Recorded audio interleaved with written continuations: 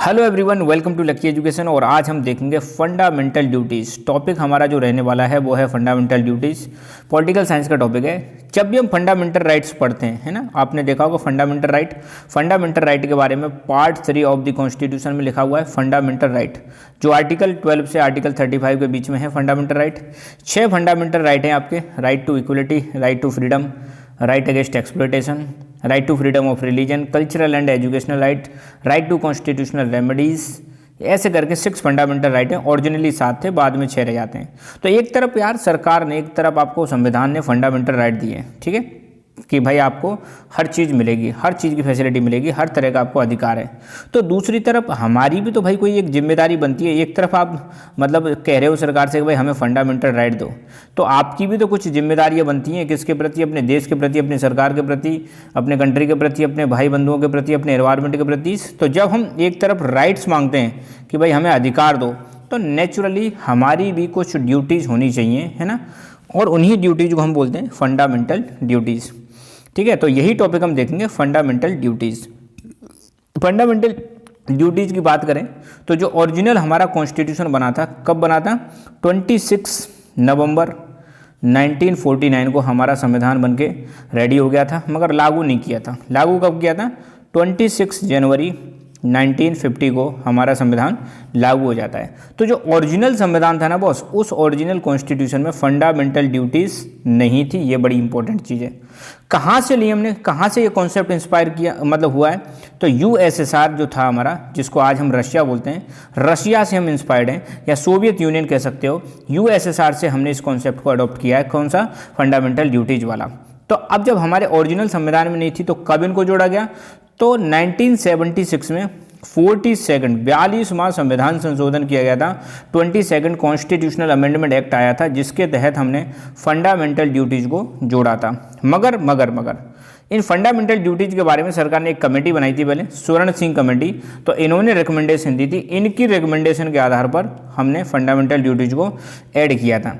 शुरू में जब फंडामेंटल ड्यूटीज ऐड की गई थी तो इनकी संख्या 10 थी, है ना। बाद में 11th जो फंडामेंटल ड्यूटी है, इसको ऐड किया गया था 86 constitutional amendment act. 86 constitutional amendment act के द्वारा इसको ऐड किया गया था 11th फंडामेंटल ड्यूटीज को। तो ये जो 11 हमारी फंडामेंटल ड्यूटीज कहाँ पर है हमारे संविधान में? तो हमारे संविधान का जो पार्ट 4A है, पार्ट 4A ये डील करता है fundamental duties plus article 51A, इसमें हमारी फंडामेंटल ड्यूटीज़ के बारे में लिखा हुआ है। तो कोई आपसे पूछे फंडामेंटल ड्यूटीज़ हमारी कहाँ पर हैं, तो आप बताओगे पार्ट 4A में। कौन से आर्टिकल में? आर्टिकल 51A में। कब ऐड किया गया था इनको? 42 कॉन्स्टिट्यूशनल अमेंडमेंट एक्ट 1976। कौन प्रधानमंत्री थी इस समय? तो आपको पता होगा 1976 में भारत की प्रधानमंत्री हमारी कौन थी? श्रीमती इंदिरा गांधी जी थी। और इसी समय पर आपको पता है नेशनल इमरजेंसी लगी हुई थी अंडर आर्टिकल 352 के तहत नेशनल इमरजेंसी लगी हुई थी। उसी समय पर 42 कॉन्स्टिट्यूशनल अमेंडमेंट एक्ट लाकर फंडामेंटल ड्यूटीज को ऐड किया गया था। कौन से आर्टिकल में? Article 51A। कौन से पार्ट में? पार्ट 4A यहाँ पर ऐड किया गया था, ठीक है। अच्छा, दूसरी बात, अगर मान लो फंडामेंटल ड्यूटीज का वायलेशन होता है तो क्या आप कोर्ट में जा सकते हो? सॉरी सर, आप कोर्ट में नहीं जा सकते। जबकि फंडामेंटल राइट्स का आपका वायलेशन होता है then you can approach to supreme court, high court. मगर फंडामेंटल ड्यूटीज के केस में आप कोर्ट में नहीं जा सकते। इसका मतलब फंडामेंटल ड्यूटीज कैसी हैं? नॉन जस्टिसिएबल हैं। तो ये इंपॉर्टेंट पॉइंट है फंडामेंटल ड्यूटीज के बारे में। एक्चुअली में कौन कौन सी फंडामेंटल ड्यूटीज हैं यहाँ पर आप देख सकते हो।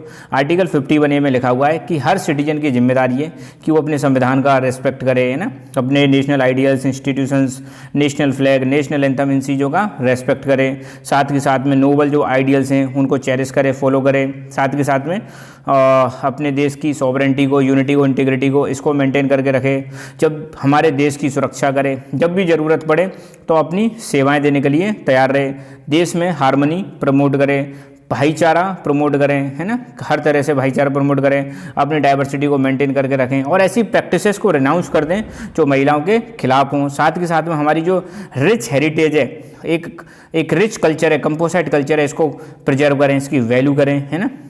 साथ के साथ में एनवायरनमेंट के प्रति भी ड्यूटी दी गई है कि अपने नेचुरल एनवायरनमेंट को प्रोटेक्ट करें, इंप्रूव करें, फॉरेस्ट को, लेक्स को, रिवर्स को, वाइल्ड लाइफ को, इनके प्रति कंपैशन भी रखें जो लिविंग क्रिएचर्स हैं, और इनको प्रोटेक्ट करें, प्रिजर्व करें। साथ के साथ में लोगों में साइंटिफिक टेम्पर डेवलप करें, ह्यूमनिज्म डेवलप करें, और एक इंक्वायरी और रिफॉर्म की स्पिरिट हमारे अंदर हो, ऐसी चीज़ों पर हम फोकस करें।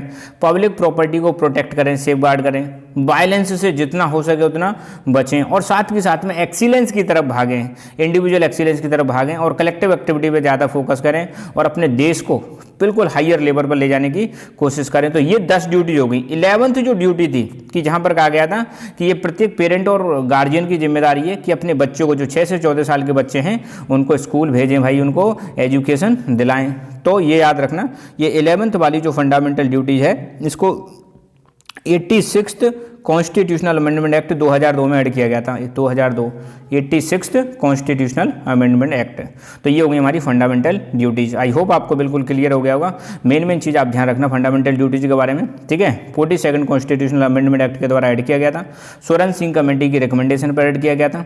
शुरुआत में फंडामेंटल ड्यूटीज़ 10 थी, बाद में 11 हो जाती हैं। 11वीं fundamental duties 86th constitutional amendment act 2002 में ऐड की गई थी। कहाँ पर है हमारे संविधान में? पार्ट 4A में और आर्टिकल 51A में। एक्चुअली पार्ट 4 सिर्फ अगर हम पार्ट 4 की बात करें तो संविधान का पार्ट 4 आपको पता है किससे डील करता है? डीपीएसपी। चलो मैं एक क्वेश्चन दे देता हूं आपको फुल फॉर्म बतानी है डीपीएसपी की, और ये भी बताना है, क्या बताना है कि आर्टिकल 51 किससे संबंधित है, ये भी बताना है, ठीक है। और आर्टिकल 51A में आपको पता है फंडामेंटल ड्यूटी है। आई होप फंडामेंटल ड्यूटीज आपको समझ में आई होंगी। So thank you so much, keep learning, keep enjoying, and God bless you all.